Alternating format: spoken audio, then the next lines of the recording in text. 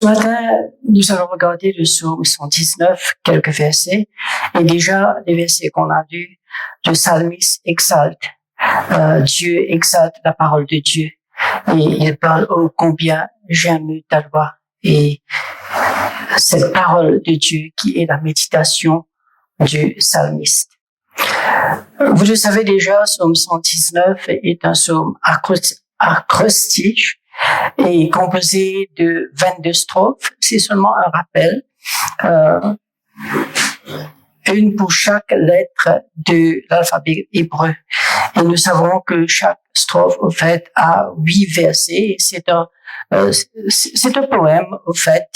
Et tout le psaume, au fait, entier, on a 176 versets.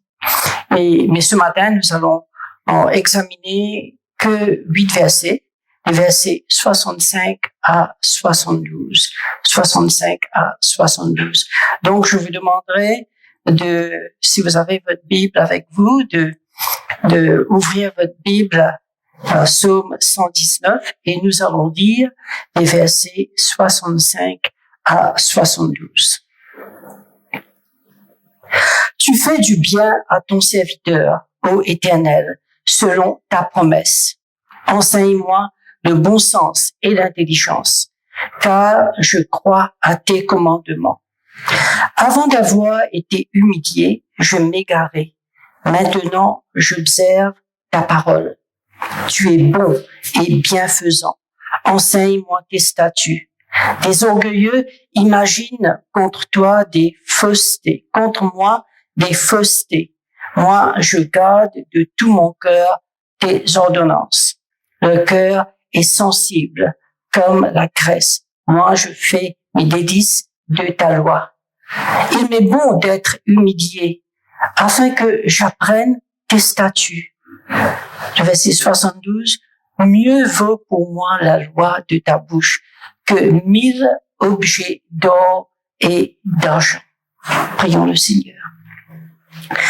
Tel Dieu, Seigneur, oh combien c'est avec joie que nous venons devant toi, devant ton saint trône de grâce ce matin. Et Seigneur, de tout cœur, nous voulons t'adorer. Nous voulons t'honorer. Et nous voulons exalter ton nom, Seigneur Jésus. Nous te remercions pour ces quelques versets que nous venons de dire dans le psaume 119. Oui, Seigneur, nous aimons ta parole. Nous t'aimons, Seigneur Jésus, de tout notre cœur. Et ce matin, à présent que nous allons regarder ces quelques versets, Seigneur, nous te remercions de tout notre cœur, ta bonté, ta parole, Seigneur, par qui nous allons voir coule ta bonté chaque jour de notre vie. Merci, Père Céleste. Je te prie que tu m'utilises, Seigneur, moi-même comme un instrument pour exalter ton nom. Je te prie, je te remercie dans le nom de Jésus. Amen. Vous avez seulement pour rappel les versets 65 à 72. Au fait, ce verset-là, c'est comme un témoignage, au fait. C'est un témoignage nous avons déjà dit, du psalmiste, au fait, c'est vrai, ici, mais un témoignage d'un chrétien, au fait. Un témoignage d'un chrétien. Vous pouvez lire quelques versets en anglais, parfois quelques versets en français, et c'est seulement pour mieux comprendre tout cela. Et c'est un témoignage parce que quand nous regardons le verset 65 lui-même, nous trouvons cette déclaration au fait. You have dealt well with your servant, O Lord, according to your word. C'est quelque chose d'extraordinaire. C'est quelque chose, comment on dit ça en français, c'est, tu as fait du bien à ton serviteur. Donc, le chrétien, nous sommes les serviteurs de Dieu. Et là, cette déclaration de ce chrétien qui vient devant son Seigneur, Jésus, et peut-être à genoux, et là, dit dire, Seigneur, tu m'as fait du bien. Tu m'as fait du bien, ô Éternel, selon ta promesse. Et c'est quelque chose d'extraordinaire pour moi parce que parce que vous trouvez que oui, dans tous ces versets qui nous pourraient regarder, examiner, un par un, on vous trouve la bonté de Dieu. On vous trouve la bonté de Dieu. On vous trouve vraiment comment la parole de Dieu, au fait, dit éclaire notre chemin.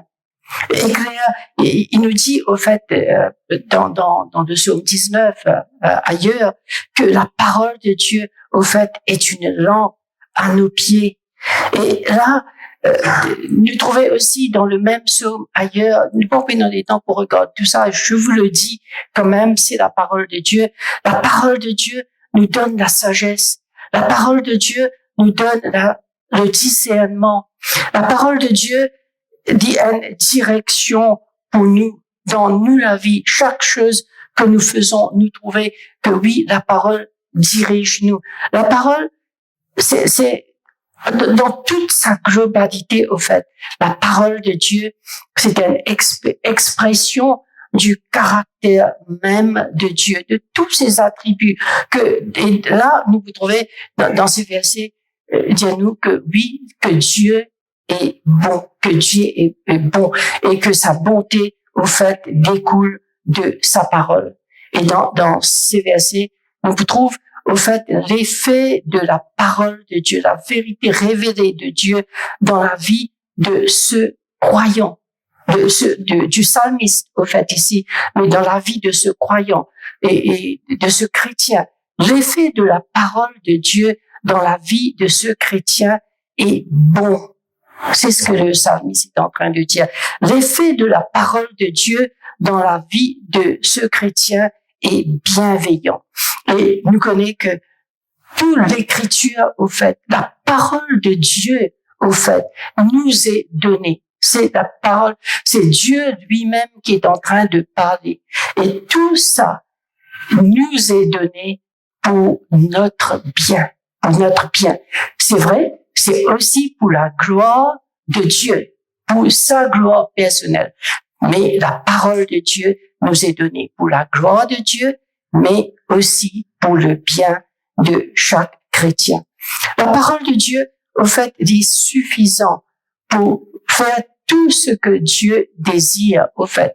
Des quelques semaines, on trouvait, au fait, dans l'étude de la souveraineté de Dieu, comment Dieu, qui est en contrôle de toutes choses, et même de notre vie, et la parole de Dieu nous montre que, et au fait, dans sa bonté, il fait tout ce que Dieu veut pour notre bien spirituel,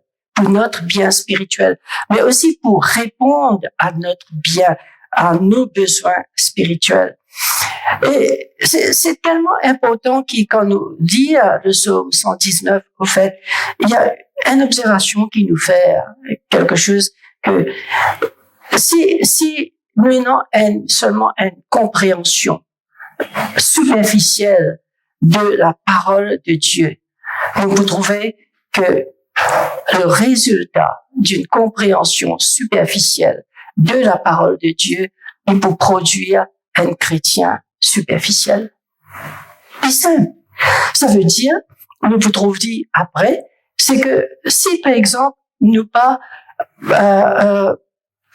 prend suffisamment, si on peut dire, si on ne mange pas chaque jour cette nourriture spirituelle, right, ce qui peut arriver, nous pouvons être chétifs, nous pouvons être. Donc, c'est pour ça que je suis en train de dire, si un chrétien dépendant à une bonne compréhension de la parole de Dieu, il peut être un chrétien superficiel, c'est-à-dire, comme Jean-Marie l'a dit ce matin, il peut pas bâtir sur le roc, il peut pas bâtir. Et c'est seulement lorsque nous ayons cette compréhension en profondeur de la parole de Dieu qui vraiment nous prenons cet engagement profond envers sa parole, mais aussi envers Dieu et envers les autres. Et c'est ce que la Bible, la parole nous demande. Et cette strophe, nous vous trouvez d'ailleurs, comme on dit au fait, au début, concerne la bonté de Dieu, la bonté infinie de Dieu qui nous vient par sa parole. Et donc, vous trouvez le mot, en fait, bon, ou bien, ou bienveillant, apparaît plusieurs fois dans ces 8 versets. Et tous ces mots, bon, bien ou bienveillant, en anglais, nous trouvons good, ou better, ou well, et all these words, in fact, ça vient du même d'origine hébreu, qui est le mot tov, T-O-V, T-O-V. Et 5 de ces 8 versets, au fait, ils commencent avec ce mot tov, c'est-à-dire good, ou bien, ou bienveillant, bon et Dieu. Laisse-nous regarder le premier verset et nous passer un petit temps, c'est un temps de méditation, de réflexion, d'exhortation, d'encouragement pour chacun de nous. Le verset 65, You have dealt well with your servant, O Lord, according to your word. Tu as fait du bien à ton serviteur, ô Éternel, selon ta promesse.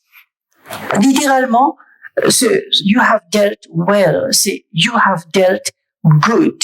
You have dealt good. C'est pour ça qu'en français, peut-être, il le dit, tu as fait du bien. Bien, c'est quelque chose de bon. Et c'est une déclaration, je l'ai dit au fait au début, une déclaration de la bonté de Dieu. Cette bonté qui nous vient de sa parole. Et ici, dans ce cas, cette bonté de Dieu qui vient au psalmiste de sa parole. Elle découle de sa parole. Et c'est une déclaration extraordinairement pensée parce que nous pouvons trouver que ce chrétien, au fait, dans son témoignage à lui, il va dire que oui, il passe par un moment difficile dans sa vie. Et tenant même un moment que tout simplement il est égaré, il est éloigné du Seigneur Jésus. Un moment de sa vie que tout simplement il arrête à l'église. Il arrête à l'église. Et là, ce qui n'arrive dans ce moment qu'il trouve dit égaré de la parole de Dieu, de son Dieu, de Jésus, de l'église. Il trouvait que il arrive ce moment qu'il passe par une persécution. Il passe par un moment difficile, peut-être aussi la maladie. Peut-être nous vous trouvez dans ce même psaume par des calomnies. Les gens ont raconté n'importe quoi sur lui. On vous trouve cela aussi dans ce psaume. Mais malgré cela, malgré qu'il passe dans un moment difficile de sa vie, Dieu, c'était pour lui. Mais regarde, c'est lui-même qui l'a fait. C'est pas Dieu qui est éloigné. Lui-même, il arrête à l'église. Il pensait que, ok, il prend un petit moment, il peut arrêter à l'église. Là, ce qui est arrivé, il ne passe pas tout ça par le moment. Mais nous pouvons trouver aussi que Dieu, tout simplement, il va reconnaître que Dieu, tout simplement, dans sa bonté, Dieu pour attirer de nouveau, Dieu pour restaurer de nouveau à la parole de Dieu, et Dieu pour redonner cette compréhension de la parole de Dieu. Il reconnaît au fait que dit tout simplement un simple serviteur, et en tant que serviteur, il n'est pas capable de revendiquer quoi que ce soit. Ça, il reconnaît aussi. Il reconnaît que aujourd'hui, si il est capable de dire oui, tu as fait du bien à ton serviteur selon ta promesse, c'est que il reconnaît que ça c'est pas lui, c'est que Dieu dans sa vie, que la parole de Dieu, que la fidélité de Dieu, mais parce que lui même il était infidèle. Et ça arrive nous. Et quand on me dit ça témoignage de ce chrétien, de psalmiste, ça capable d'être nous aussi, chacun de nous ici, que nous décidions par nous-mêmes un jour, oui, on va pour une église. Mais c'est pas ça. Mais aussi nous trouve la portée de Dieu. C'est quelque chose d'extraordinaire. Et comme on me dit, ouais, c'est le témoignage de chacun de nous. Parce que parfois, nous oublier que Dieu nous a sauvés, que nous étions des pécheurs et que nous sommes sauvés pas par nous-mêmes. C'est Christ, Jésus-Christ. Et si nous sommes capables d'y aller chaque jour de notre vie, que rappelle ses promesses, ce que Dieu a fait dans ma vie, sa parole qui me révèle. Moi-même, parfois nous demandons nous-mêmes, mais qui fait tout ça, qui m'a dit à la Bible, je pas vin chrétien, je pas vin vers Jésus. Mais là, ce qui nous trouvait que non, c'est Dieu. Si nous pévins là, nous devant son saint trône, c'est que lui, il nous a révélé qui il est, ce Dieu souverain. C'est lui, dans sa bonté, il révèle nous sa parole, il donne nous la compréhension de sa parole. Le psalmiste, au fait, David, dans le psaume 23, dit à nous, oui, le bonheur et la grâce m'accompagneront tous les jours de ma vie, et j'habiterai dans la maison de l'Éternel jusqu'à la fin de mes jours. Ça, c'est la bonté de Dieu. Oui, lorsque David dit cela, nous connaissons David, nous connaissons la vie, et nous pas la vie de David, au fait, il était chrétien, quelqu'un qui aimait Dieu, aussi une personne selon le cœur de Dieu, mais il a aussi péché. Et ça, c'est nous. Ça, c'est nous, chacun de nous, quand nous péchons, right? Mais dans la bonté de Dieu, Dieu restaure et dit capable d'écrire, oui, le bonheur et la grâce m'accompagneront tous les jours de ma vie. Et j'habiterai dans la maison de l'Éternel jusqu'à la fin de nos jours. Et nous vous trouvez dans les versets 66 à 71, au fait, d'autres expressions de cette bonté de Dieu. Et vraiment, c'est extraordinaire quand Dieu restaure, au fait, restaure ce chrétien qui il trouve égaré. Dieu révèle de nouveau sa parole, right? Et que, à présent, il vient devant le Seigneur. Il vient devant le saint trône de Dieu. Et au verset 66, il dit, teach me good judgment and knowledge, for I believe in your commandment. Right? Enseigne-moi le bon sens et l'intelligence. Il reconnaît que oui, un temps, par lui-même, il décide pour pas venir l'église. Dieu, c'est pas lui qui me dit, OK, laisse-moi l'église un jour, à présent, moi, non. C'est pas dit. C'est Dieu qui restaure. Lorsque Dieu, il restaure, Dieu, il redonne, justement, cette compréhension. Et là, il vient devant Dieu, il prie Dieu. Enseigne-moi. Vous trouvez que la parole, il reconnaît ici une chose encore, que enseigne-moi de bon sens. Teach me good judgment. Et quand nous regardons l'enseignement de bon sens, ou ce que nous avons dit, le discernement, et judgment, au fait, c'est littéralement, du hébreu, signifie taste, ou le goût. Donc, qu'il peut prier ici, il y a teach me good taste. Teach me good taste. C'est encore une fois, n'oubliez pas, il peut égarer. Donc, à présent, il peut prier que teach me good taste, c'est donner cette capacité de tester les choses comme il faut. Soit, littéralement, ça veut dire de tester les choses, soit c'est sucré ou salé, ou soit c'est bon ou c'est mauvais. Et comment on peut tester ces choses, soit c'est bon ou c'est mauvais? C'est la parole de Dieu. Peine autre chose. Dans notre vie, au fait, si pour nous connaître, si nous pouvons marcher dans le bon chemin ou dans le mauvais chemin, la seule façon pour nous connaître si ce chemin est bon ou est mauvais, c'est mesurer avec la parole de Dieu. Parce que c'est seule la parole de Dieu qui dirige nous et qui est capable de dire nous c'est ce qu'il nous peut faire. Donc, il priait pour le discernement. Que la parole de Dieu lui donne ce discernement pour dire capable de vivre justement pour plaire le Seigneur, pour vivre une vie. Donc, c'est sa façon même vu que Dieu maintenant est en train de travailler avec lui, sa façon de voir, il regarde des choses à présent, sa façon de voir, il change. Il regarde des choses avec une perspective du royaume de Dieu. Il connaît que lui, il est un citoyen du royaume de Dieu céleste. Et la seule façon, si nous envie gagne ce même perspective, si nous envie connaît que oui, est-ce que ce que je suis en train de faire dans le chemin qui m'a fait marcher, est-ce que c'est un bon chemin? Ou quoi que vous fassiez dans votre vie, la façon de parler, la façon de travailler, par exemple, ou la façon d'étudier, right? Reconnaître comment nous connaissons si c'est bon ou c'est pas bon.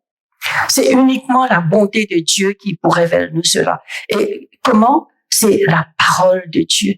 C'est quand nous plongeons au fait, nous avons déjà dit, dans la parole de Dieu. Et nous vous trouvez que plus nous plongeons dans la parole de Dieu, right, plus nous prenons discernement, plus nous prenons, comme dit le psalmiste ici, teach me good taste. C'est-à-dire, pour nous capables, le goût, c'est-à-dire, pour nous capables de discerner what is good and what is wrong dans notre vie. Et surtout, quand on dit cela, et surtout en cette période, l'époque qui nous fait vivre, nous trouvons que, oui, et non, beaucoup de confusion au fait. Beaucoup de confusion dans notre société, parce que parfois on nous trouve avec une confusion dans par exemple le genre, right? Nous trouve une manifestation des LGBT, nous trouve un groupe parasol rouge, et les jeunes, c'est pas, il y a pas tellement de confusion que demande nous-mêmes, bon, finalement, qui m'a été mon garçon, mon petite fille. Il arrive jusqu'à ce point, à cette confusion. Mais pour répondre à toute cette confusion qui peut régner, pas seulement, bon, ça c'est un exemple qui est clair, mais aussi la confusion autour de la consommation de la drogue, la confusion autour des valeurs chrétiennes. Et parfois, il y a tellement de debates qui allaient surtout parmi des jeunes à l'école. Et c'est tout à fait normal qu'il y ait des debates qui nous causent la parole de Dieu. Bon, à l'école, c'est vrai, c'est pas tout le temps la parole de Dieu, mais sur des sujets mondains. Mais et non un worldview qui est biblique et non un qui raconte n'importe quoi, Et comment nous gagnons ce discernement? C'est la parole de Dieu. C'est la parole de Dieu. Et dans le psaume 119, même psaume, le verset 98, on va dire 98 à 100, psaume 119, il dit « Tes commandements m'ont rendu plus sage que mes ennemis, car ils sont toujours avec moi. J'ai plus d'intelligence que tous ceux qui m'enseignent, parce que je médite tes préceptes. J'ai plus de sens que les anciens, parce que j'observe tes préceptes. » Et il dit, le verset 105, « Ta parole est une lampe à mes pieds et une lumière à mon sentier. » Et tout cela nous montre que oui, pour avoir ce bon goût, pour avoir ce discernement, il nous faut être guidés par la parole de Dieu. Il faut que nous soyons guidés par la parole de Dieu. La parole de Dieu, au fait, nous éclaire notre chemin. Il nous donne la sagesse de discernement. Il évite que nous fassions des mauvaises choix de notre vie. Et cette sagesse et ce discernement, au fait, ne viennent que de la bonté de Dieu et qui découle de sa parole. Le verset 67, psaume 119, le verset 67. Il nous dit, « Avant que je fusse affligé, j'irai. Mais maintenant, je garde ta parole. » Donc, avant, before I was afflicted, I went astray. Voilà. C'est une confession, au fait. C'est une confession. Dans son témoignage, il fait cette confession que il fut un temps dans sa vie où il ne vivait pas correctement. Il fut un temps dans sa vie que tout simplement, il participait obéir à Dieu. Il participait obéir à la parole de Dieu. Et là, ce qui n'arrivait, c'est une égaré de son Seigneur et Sauveur Jésus-Christ. Et il participait vivre selon la volonté de Dieu. Et c'est pour cela qu'il a été affligé. On peut trouver après cette affliction, au fait, dans sa vie. C'était essentiellement des calomnies, des gens qui il raconte beaucoup de choses sur lui. Donc, et il reconnaît aussi que cette affliction était temporaire. Mais cette affliction était temporaire, mais cette affliction était quelque chose de bien parce que Dieu va le restaurer et que la parole de Dieu et Dieu pour reconduire dit vers la parole. De la même façon, on est capable de dire Dieu travaille dans notre vie, chacun de nous, dans votre vie, dans la mienne, de cette façon.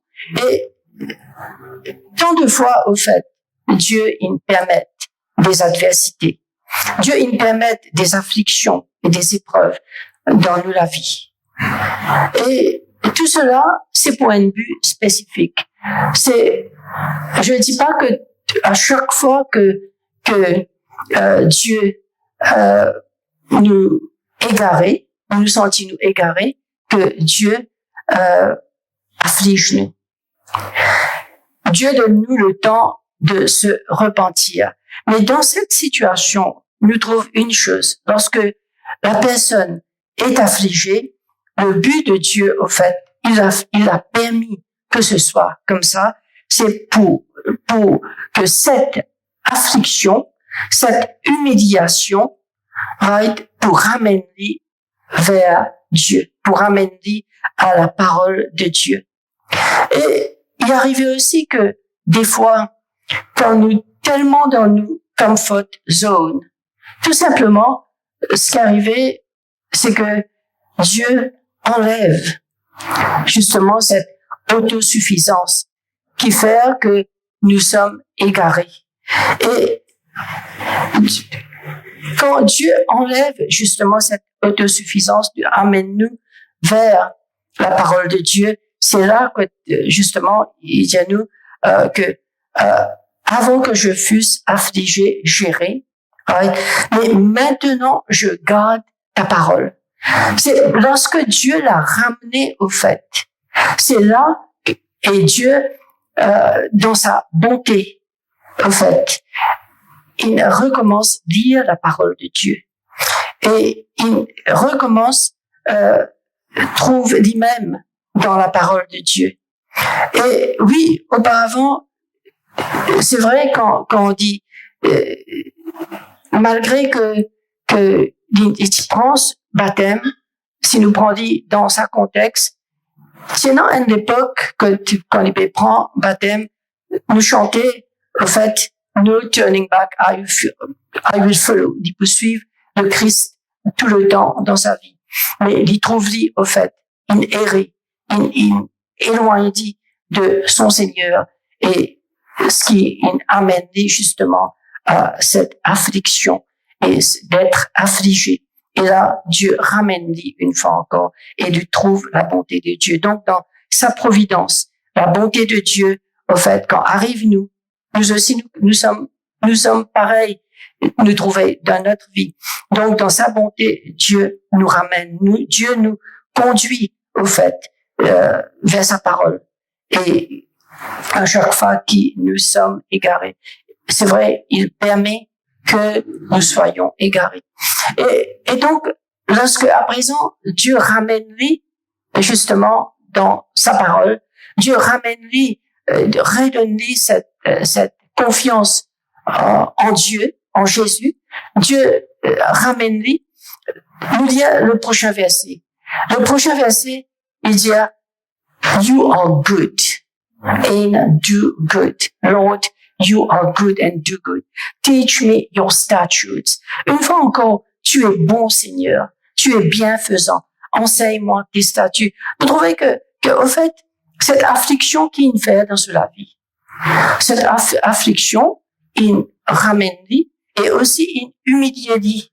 Une humilité que à présent, on est capable de venir à genoux devant le Seigneur pour dire au Seigneur, enseigne-moi tes statuts. C'est notre vie, au fait. C'est le témoignage de chacun de nous, au fait. Quand arrivent nous des choses pareilles. Et c'est pour cela que il fait une déclaration, waouh, je dirais, extra. Dieu, tu es bon. Nous, si nous sommes capables de dire, Dieu, tu es bon. Quand il y a certains conflits dans la famille, quand il y a, c'est un conflit, regarde, c'est pas égaux la plupart du temps qui est dans ce conflit-là. C'est quand nous éloignons de la parole de Dieu qui est dans ce conflit-là. Mais quand Dieu ramène nous, nous avons besoin capable de dire, Lord, you are good. Lord, you do good. Et il fait bon, il nous fait du bien tout le temps dans notre vie. Et la bonté, au fait, c'est un attribut de Dieu. Un attribut de Dieu. Et A.W. Pink dit, la bonté de Dieu fait référence à la perfection de sa nature. On trouve, quand Dieu ramène nous trouve une fois encore, c'est dans sa bonté qu'il y ramène nous. Il y a quelque chose que j'aimerais dire en anglais, Thomas Manton. He is originally good. It is God who is good. God is originally good, good of himself, which nothing else is. For all creatures are good only by participation and communication from God. Nous, en nous-mêmes, il n'y a rien de bon au fait. Si on trouve un peu de bonté dans la vie d'un chrétien, dans la vie d'une personne, au fait, c'est cette bonté qui nous vient de Dieu. C'est une communication. Ça vient de Dieu, c'est pas en nous-mêmes. He is essentially good. God is essentially good. Not only good, but goodness itself. He is infinitely good and he is eternally and immutably good. For he cannot be less good than he is. C'est sa nature. La bonté, c'est sa nature, c'est un attribut.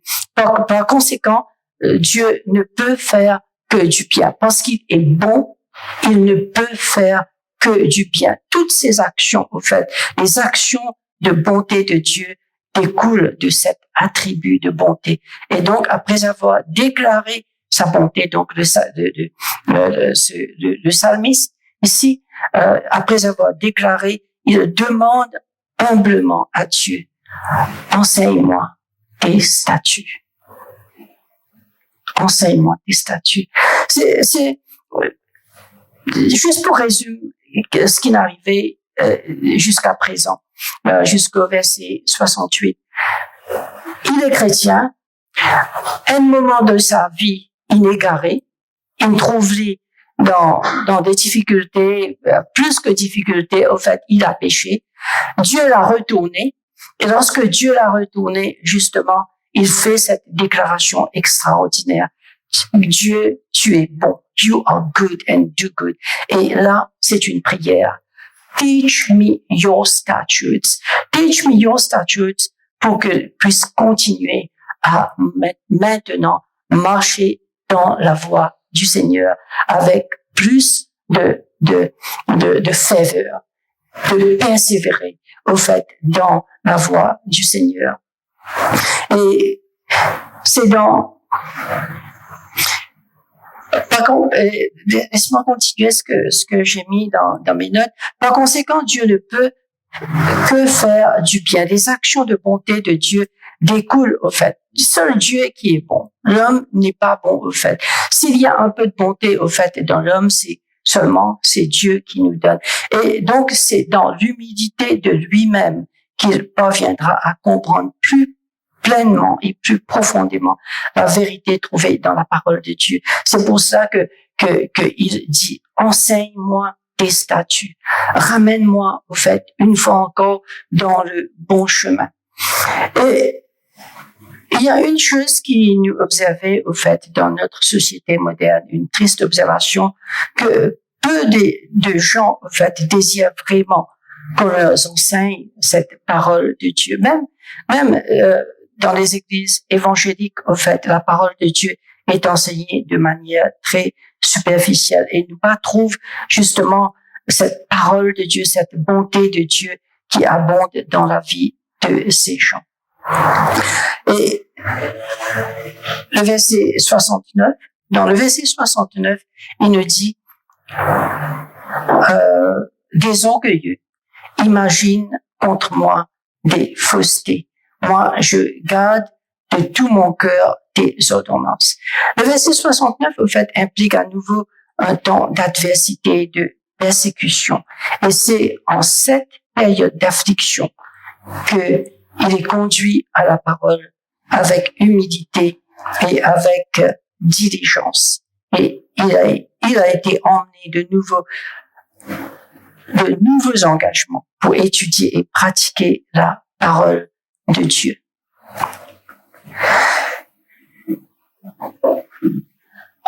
Et nous trouvons que la même chose nous arrivera lorsque nous tenons sur la parole de Dieu et nous vivons par la parole de Dieu. Certes, c'est vrai que il y aura de divers degrés de mensonges et des accusations arrogantes, et c'est douloureux que ça fait mal parfois. Mais Dieu utilise ces afflictions pour notre bien. Et dans ces moments, nous devons dire que Dieu est bon d'apporter ces afflictions et que Dieu est bon d'apporter ces afflictions. C'est au verset 69, au fait, de Psaume 119. Et le verset 70, il nous dit, le cœur est insensible comme la graisse. Moi, je fais mes délices de ta loi. Ou dans la version Darby, le cœur est épaissi comme la graisse. Moi, je trouve mes délices en ta loi. Le cœur ici fait référence à cette arrogance qui nous trouvait au verset 69 et cette demi-vérité et des mensonges envers lui. Et le cœur est couvert de graisse. Ils sont devenus insensibles à la parole de Dieu, incapables de recevoir cette vérité biblique parce que la graisse, comme si qui entoure le cœur, et ce pas capable justement digère cette vérité de Dieu. Et nous dit dans le psaume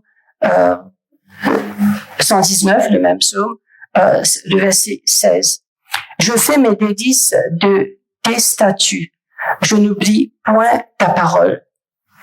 Tes préceptes font mes délices, ce sont mes conseillers. Le verset 35, conduis-moi dans le sentier de tes commandements, car je l'aime. Et le même psaume, le verset 47, je fais mes délices de tes commandements, je les aime. Le verset 71, l'autre verset, 119, 71, il est bon pour moi que j'ai été affligé, afin que j'apprenne tes statuts.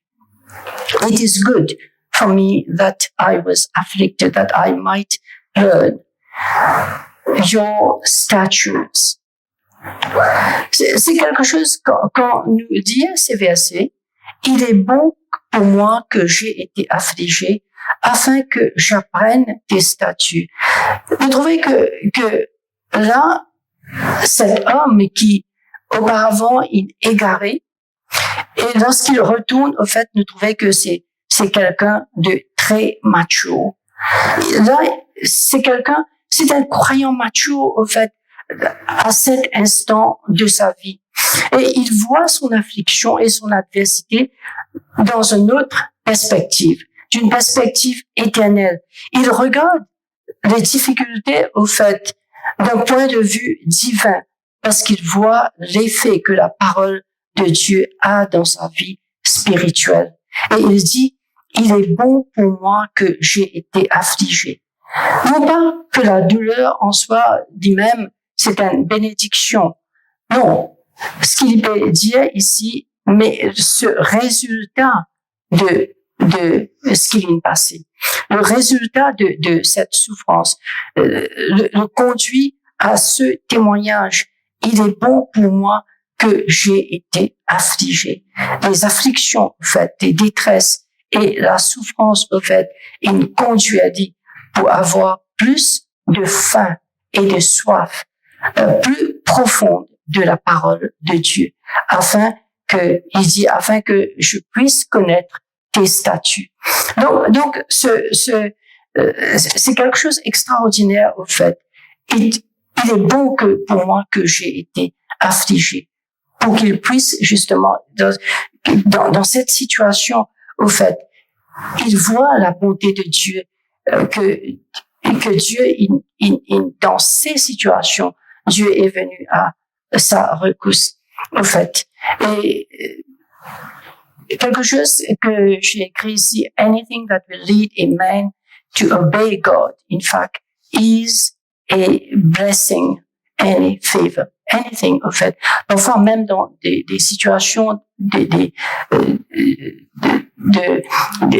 situations où nous sommes affligés, ça peut être la maladie, ça peut être persécution au travail, ça peut être une situation très difficile. Mais Dieu, au fait, ils utilisent tout cela, au fait, pour que nous puissions nous approcher plus près. Au fait, it becomes, in fact, et c'est la façon que Dieu travaille. Il tourne ces situations in a blessing and a favor for each one of us. Donc, cette épreuve a donc été pour le psalmiste ici une bénédiction, au fait. C'était une expression de la bonté de Dieu. L'affliction a fait de lui, au fait, un disciple assidu de la parole de Dieu, plus dévoué à vivre et à apprendre la parole de Dieu. Et quelque chose juste une parole que j'aurais aimé citer. Someone wrote this: there is no school of learning, the scripture, that compares with the school of adversity. You will never really study and learn the Bible like you do when you are being hammered on the anvil of adversity by the hammer of persecution and affliction. En fait, lorsque ce chrétien, le psalmiste ici, il nous dit que il fut un temps que il était égaré. Tout cela, au fait, il amène lui à apprendre un peu plus de cette grâce que Dieu lui a fait, cette grâce que Dieu lui a fait. Et lorsque nous souffrons pour la parole, que nous apprenons réellement la parole de Dieu, au fait. Lorsque c'est dans ces moments difficiles, au fait, c'est dans ces moments de persécution, au fait, des moments persécutés par le monde, comme nous trouvons ici dans cette situation, là où il était affligé, au fait. C'est là que, effectivement, le Seigneur ramène lui, au fait, plus près de lui-même. Et le verset 72, The law of your mouth is better to me than thousands of gold and silver pieces. Mieux vaut pour moi la loi de ta bouche que 1000 objets d'or et d'argent. La parole de Dieu, au fait, est le plus grand trésor de sa vie. Et le mot mieux, en fait, en hébreu, c'est pareil comme le mot bon, it is good. Et la loi de ta bouche, la loi de la bouche de Dieu, en fait, la loi de ta bouche est la parole qui vient de la bouche de Dieu. Ainsi, lorsque la Bible parle, au fait, c'est Dieu qui parle, au fait. L'Écriture contient la voix même de Dieu. La Bible, l'Écriture, contient même la voix de Dieu. Et le verset 22, le verset 72, au fait, maintenant le verset 72 dit que la parole de Dieu est meilleure que de milliers de pièces d'or et d'argent. Que de milliers. It is better to me than thousands of gold and silver pieces. Right.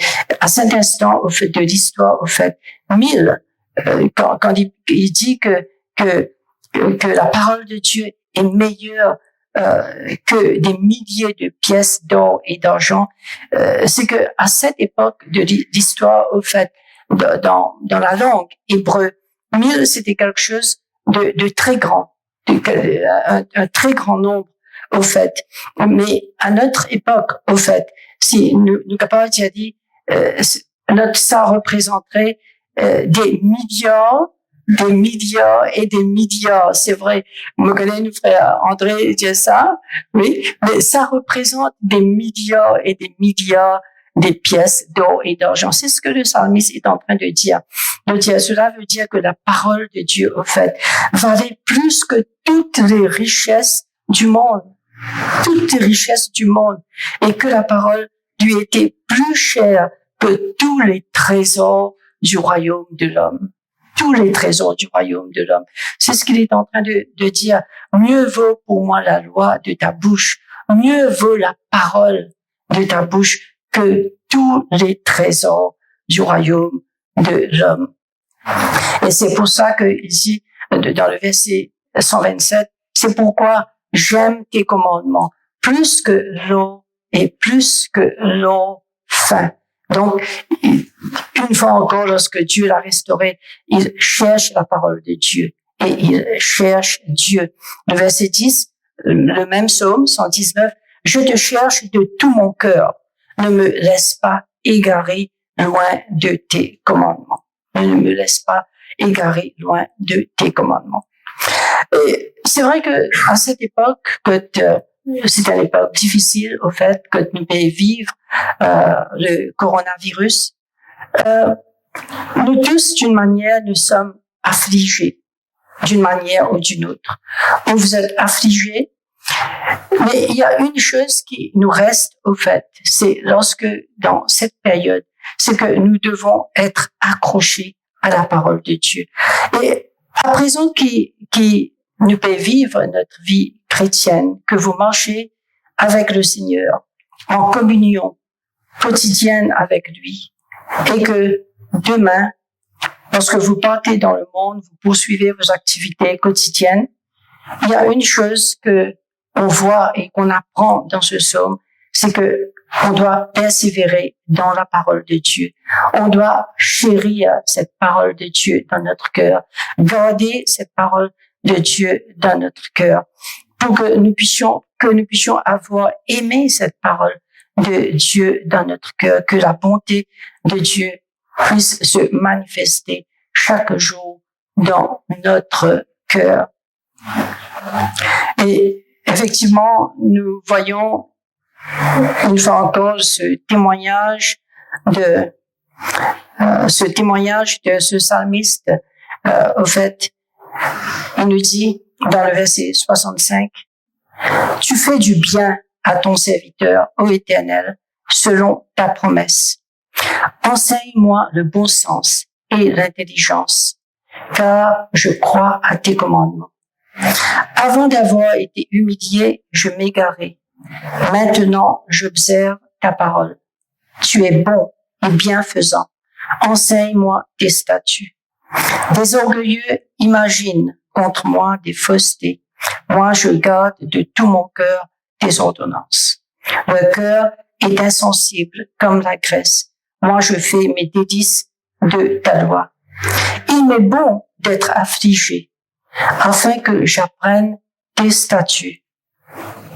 Mieux vaut pour moi la loi de ta bouche que 1000 d'objets d'or et d'argent. Prions le Seigneur. Éternel Dieu, Seigneur Père, ô combien une fois encore nous venons devant ton saint trône de grâce avec gratitude, Seigneur. Oui, comme le psalmiste, nous aussi, dans notre vie, nous nous sommes égarés des fois, Seigneur, mais ô combien dans ta bonté, Seigneur, tu nous as ramenés dans le bon chemin. Merci Père Céleste pour tout ce que tu es et pour tout ce que tu fais dans notre vie, Seigneur. Père, je te prie pour chacun de nous, Père.